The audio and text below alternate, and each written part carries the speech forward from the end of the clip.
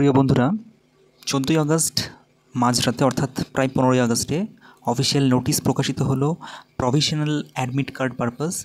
তো তোমাদের সকলের প্রভিশনাল অ্যাডমিট কার্ড তোমরা ডাউনলোড করতে পারবে অফিসিয়াল ওয়েবসাইট westbengalssc.com থেকে। তো এই নোটিশে কিছু গুরুত্বপূর্ণ কথা বলে দেওয়া হয়েছে। এছাড়া তোমাদের অ্যাডমিটেও কিছু গুরুত্বপূর্ণ পয়েন্টস আছে যেগুলি অবশ্যই তোমাদের জানা জরুরি পরীক্ষা দিতে যাওয়ার পূর্বে। এবং এই পয়েন্টগুলো এতটা গুরুত্বপূর্ণ কেন, এত বছর পরে যেহেতু পরীক্ষা হতে চলেছে, সেজন্য তোমাদের যদি কোনো ছোট ভুল তোমাদের অজান্তে হয়ে যায় তাহলে তোমরা কিন্তু পরীক্ষা থেকে বঞ্চিত হবে। তাই প্রত্যেকটা পয়েন্ট কিন্তু ভালো করে পড়ে নেবে। এই নয় যে বিভিন্ন ভিডিও মারফত তোমরা জানছো, সেরকম নয়, তোমরা নিজেরা একবার করে কিন্তু অবশ্যই পড়ে নেবে। তো তোমাদের হেল্পের জন্য আমি এই নোটিশটা একবার পড়ে দিচ্ছি সহজে, যেখানে মূল বক্তব্য কী বলা হয়েছে। তো প্রথমেই বলে দেওয়া রয়েছে যে প্রভিশনাল অ্যাডমিট কার্ড সেকেন্ড এসএলএসটির জন্য আপলোড করে দেওয়া হয়েছে। অফিসিয়াল ওয়েবসাইট তোমাদের ভিজিট করতে হবে, সেখানে লগ ইন করতে হবে ড্যাশবোর্ডে, এবং তোমাদের অ্যাডমিট কার্ড সেখান থেকে ডাউনলোড করে নিতে হবে। অনেকের লগ ইন করতে গেলে যদি সমস্যা দেখা দেয়, ওখানে দেখবে দুরকম অপশান রয়েছে। তোমরা সেকেন্ড অপশানে ক্লিক করেও প্রথমে অ্যাপ্লিকেশন নাম্বার, তারপর ইমেল আইডি, তারপরে তোমাদের পাসওয়ার্ড প্রোভাইড করে লগ ইন করতে পারো, যদি ফোন নাম্বার, ইমেল আইডি এবং পাসওয়ার্ড প্রোভাইড করে লগ ইন না হয়। তো যাই হোক, এরপর যে মূল পয়েন্ট বলেছে, প্রথম পয়েন্টে বলে দেওয়া রয়েছে যে যারা এখনও পর্যন্ত ক্যাটাগরি আপডেট করেনি তাদের কিন্তু পরবর্তীতে জেনারেল হিসেবে ট্রিট করা হবে, কিন্তু এমনও হতে পারে তাদের রিজেক্টও হয়ে যেতে পারে। সুতরাং সেই ডেটটা যে এক্সটেন্ড করা হয়েছিল 11 তারিখ বা 12 তারিখ পর্যন্ত সম্ভবত, সেটা আরও এক্সটেন্ড করা রয়েছে, এখনও রয়েছে। যারা এখনও আপডেট করোনি, তোমরা অবশ্যই অফিসিয়াল ওয়েবসাইটে গিয়ে তোমাদের ক্যাটাগরি, যারা জেনারেল আছো তারা জেনারেল করো, যারা জেনারেল নেই, যারা এসসি এসটি ওবিসি থেকে রয়েছো, তারা তোমাদের ক্যাটাগরি চুজ করে তোমরা এসসি এসটি অথবা ওবিসিতে সিলেক্ট করে নাও। তো এই এডিটের অপশানটা সবার জন্য কিন্তু অ্যাপ্লিকেবল। এমন নয় যে তুমি একদম ঠিকঠাক ফর্ম ফিল আপ করেছিলে, তোমাকে কিছু করতে হচ্ছে না, এরকম নয়। এটা কিন্তু ঠিকঠাক করে থাকলেও তোমাদেরকে আবার এই আপডেটটা তোমাদের করতে হবে, না হলে রিজেক্ট হয়ে যাওয়ার চান্স রয়েছে 1 নম্বর। না হলে তোমাদের কিন্তু অ্যাডমিট কার্ড ডাউনলোডই হবে না। যাদের এটি আপডেটটা করা নেই তারা দেখবে যে তোমাদের অ্যাডমিট কার্ড ডাউনলোড হবে না। তো প্রথম পয়েন্টে বেসিক্যালি এই কথাটাই বলা হয়েছে। সেকেন্ড পয়েন্টে বলে দেওয়া রয়েছে অনেকের রিজেকশন হয়ে গেছে, অনেকের রিজেক্ট হয়ে গেছে তাদের অ্যাপ্লিকেশন ফর্ম।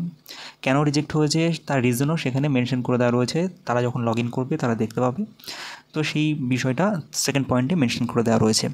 থার্ড পয়েন্টে দেখো বলে দেওয়া রয়েছে the instructions given in the provisional admit cards are important. অর্থাৎ অ্যাডমিট কার্ডে যে ইনস্ট্রাকশনগুলো দেওয়া রয়েছে, যেটা পূর্বে বললাম তোমাদেরকে, সেটা কিন্তু খুবই গুরুত্বপূর্ণ। ওটা তোমরা অবশ্যই এখনই পড়ে নেবে, যাতে পরীক্ষা হলে বসে সেই সময় পড়ে তোমরা কোনো কনফিউশনে না ভুক্তভোগী হও আর কি। তাই বলছে প্লিজ সেটা ডাউনলোড করো, go through them and avoiding problem in the examination hall, refusal by the venue authority to allow the candidates to the appear for the examination. তো এই হচ্ছে বিষয়।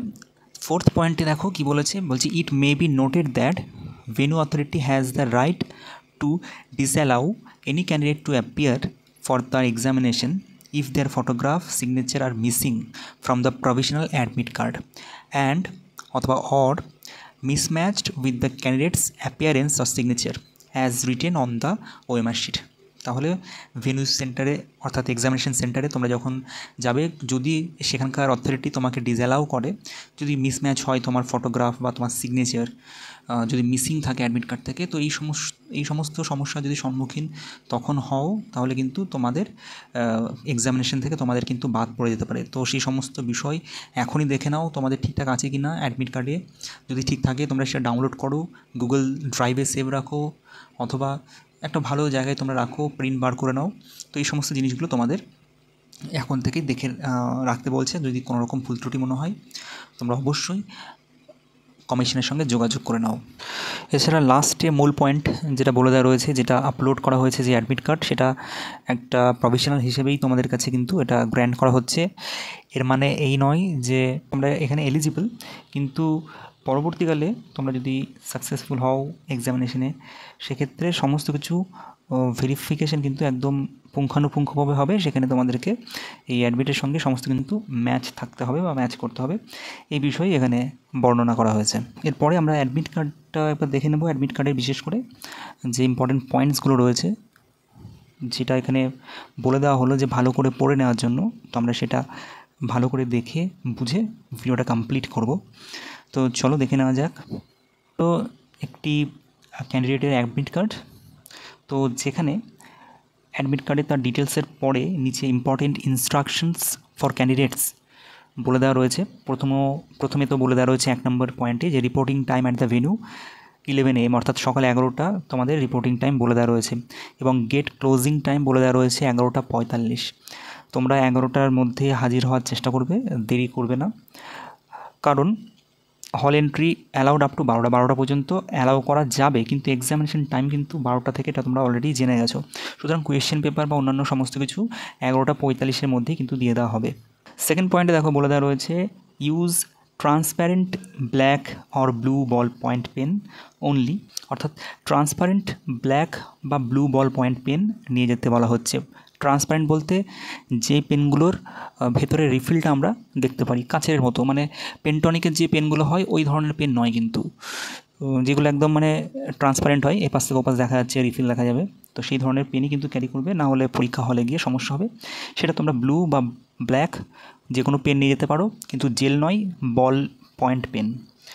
আচ্ছা, থার্ড পয়েন্টে বলেছে candidate must carry any one of the following photo ID proof issued by government, must be original, valid and non expired. অর্থাৎ following বলেছে, অর্থাৎ এর মধ্যে যে কোনো একটি তোমরা নিয়ে যেতে পারো, সেটা যেন এক্সপায়ার না হয়ে থাকে এবং অবশ্যই যেন অরিজিনাল হয়ে থাকে, ডেট এক্সপায়ার না হয়ে থাকে। যেরকম প্যান কার্ড নিয়ে যেতে পারো, অথবা ড্রাইভিং লাইসেন্স, অথবা ভোটার আইডি, অথবা পাসপোর্ট, অথবা আধার কার্ড, এই কটির মধ্যে যে কোনো একটি তোমরা নিয়ে পরীক্ষা হলে উপস্থিত হতে পারো।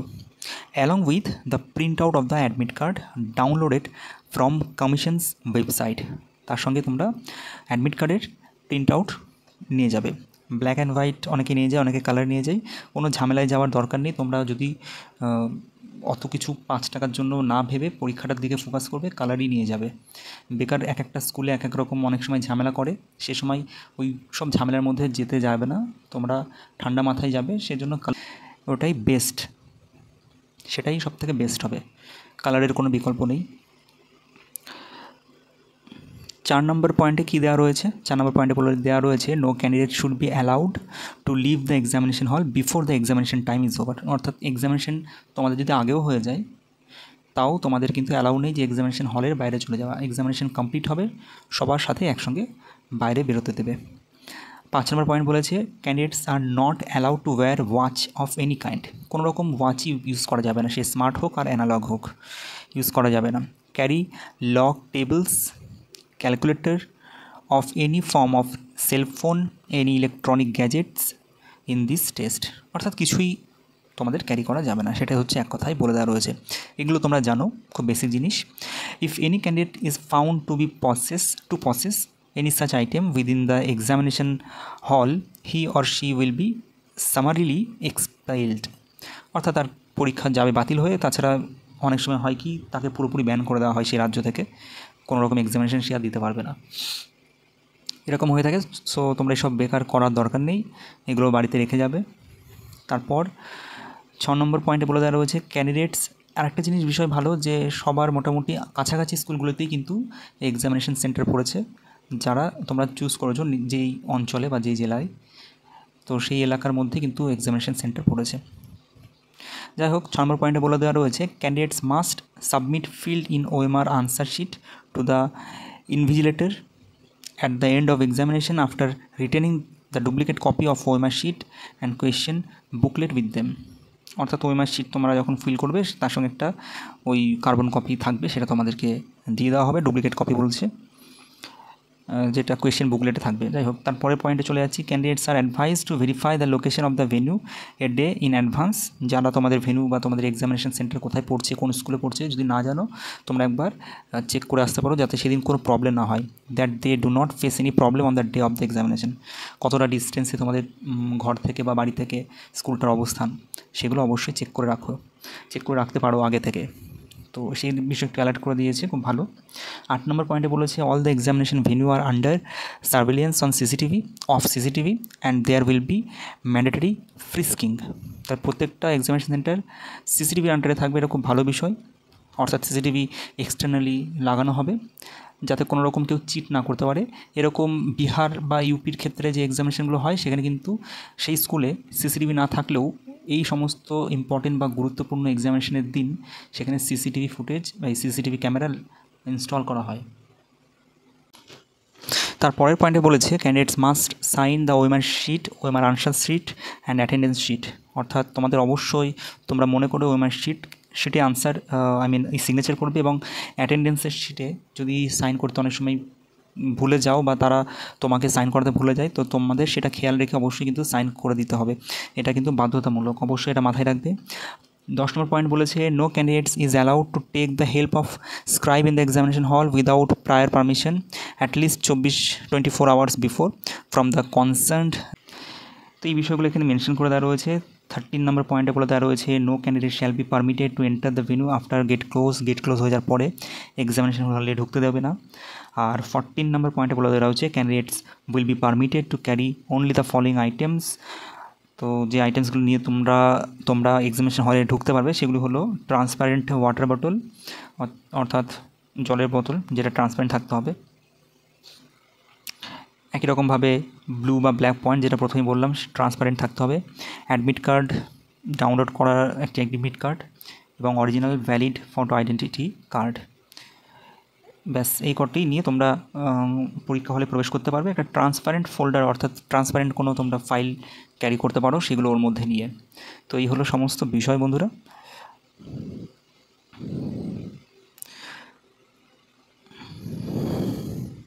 তো আই হোপ তোমরা এটা বুঝতে পেরেছো।